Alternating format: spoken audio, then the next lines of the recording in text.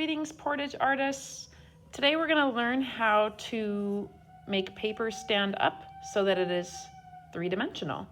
So the tools you will need today are scissors, glue, and paper. I have lots of colorful paper, but you can totally use white paper, whatever you have on hand. You can even use old paper, old drawings that you don't want anymore, anything that is okay to cut up you can use. You can ask at home what is okay to cut up. So you'll need scissors, glue, and paper. Got those to the side. The first thing I'm gonna do is use those scissors to cut long strips. I already have a lot prepared, but I'll show you how that works. There's a long side to your paper. Go in that direction and cut nice long strips like this. So now I have one white strip that if I bend and glue in the right way, I can get it to stand up. So you would cut your whole paper, keep cutting slits like this. I usually do them about 1 inch wide. I'll set that to the side. I have a bunch here. I have cut out colorful ones. Again, they don't have to be colorful. I have a background paper that I'm gonna be using, which is this bright green paper here. And I'm gonna show you with this blue piece how to make a piece of paper three-dimensional and have it stand up. So I've got this long piece, and I like to think of it like legs, like it's a little person trying to walk. And if they walk, they keep slipping and falling.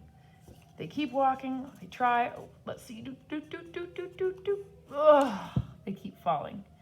So one thing that would help these legs stand up is if we bent a little foot on each end. So if we just take our paper on the very end and bend a little foot on that side and go over to this side and bend it too. That one's a little bigger than the other, and that's fine. Now if I actually put those feet on the ground like this, I should be able to get my little legs to walk and stay up better like this. Do, do, do, do, do, do, do, do, do, do, do, do, do. And they can even jump and skip and stand in place. So now that I've got this awesome line that is standing up, I'm gonna glue it down. So what I do is take my glue stick and I just tickle the bottom of the feet, and it might actually tickle the feet a little bit. They might giggle a little bit. It's okay. Oh, there we go. A little bit of glue on each bottom of the foot, and find a spot on your base paper that you would like to glue it down on. I usually hold it down for about 10 seconds. You might need to go longer for some. 1, 2, 3, 4, 5, 6, 7, 8, 9, 10. Check to see if the feet are glued. And now I'll hold it up for you so you can see it from a different angle. I've got a paper line that stands up. So that line is an example of a curved line that could stand up, but there's lots of other ways that you can manipulate a line and sculpt with it to make it stand up. So I'm gonna try a yellow so that it stands out against the green. You could do a bent line too. So you can take your paper, you can fold it in half. And again, if these little legs try to walk, it's a little bit hard to stand up for balance without having those feet. So once we get a little foot on the end, a little foot on the end, watch this one try to walk. Let's see.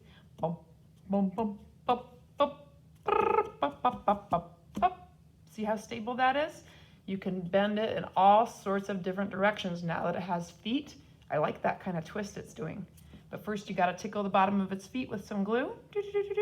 You could use a glue bottle too. I think glue stick is just a little bit less messy, so it's nice for that. So I'm gonna kind of curve it, go here. Awesome.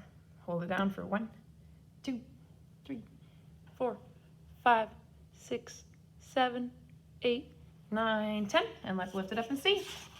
Whoa, so cool. I've got 2 lines that stand up. So I'm gonna go through a couple other options. Using my white paper, I'm going to make 2 feet on the sides. And I'm going to start by making a curved line, kind of like that rainbow blue one, and I'll glue that down. But I'm actually gonna add a second step to make it into a wavy line. There's all different types of lines we can do on these sculptures. So I'll put this here, glue it down, hold it down for 1, 2, 3, 4, 5, 6, 7, 8, 9, 10. And a little glue actually right under that curve, and put my paper, dip it down in the middle, and I might need to hold all 3 spots right here. I'm gonna try to make a wavy line. Perch this one up a little bit. This is the thinner printer paper, but it still works great. Even if your sculpture is all white, it would look really cool if it was all white. You would get some really cool shadows if you did white lines on white paper. That would look awesome. So I've held that one down, and now I have a wavy line. So you can experiment with tons of different types of lines, and I'm going to show a couple more here. A zigzag line you could fold. You can experiment with how to fold that and go back and forth doing zigzags. Practice on that one. See if you can get it to do a zigzag. Ask a friend if they can show you. And again, the little feet help. This zigzag line already had 2 feet, so I'm going to glue it down, put those gluey sides down. I think I'm going to put this zigzag on top of my bent line. 1, 2, 3, 4, 5, 6, 7, 8, 9, 10. Whoa, that one's pretty sweet. So if I hold it up, you can kind of see the angles that are starting to happen. Very cool. So I did wavy, curved, zigzag, bent. You could try curling a line to get a curly or curlicue line. You could take a pencil or other round objects and try to wrap the paper around to give it a little curl. So you could wrap it around like it's a curling iron. You could do it kind of loosely like this, or you could do it really tight on top of itself. It's your call. And you hold it, see if you can get it to go curly. Woohoo, that's pretty cool. So now I can decide, gosh, where would this cool little curlicue like to go? That might not even need 2 legs. I think I could just try doing it with one. I'll experiment. Let's see. Ooh, that's nice. 1, 2, 3, 4, 5, 6, 7, 8, 9, 10. Curl is kind of neat. Another type of line you could do is a broken line. So if you want to take a paper and actually tear it up, again, you can use all one color if you want to. Even an all white line sculpture would be kind of cool.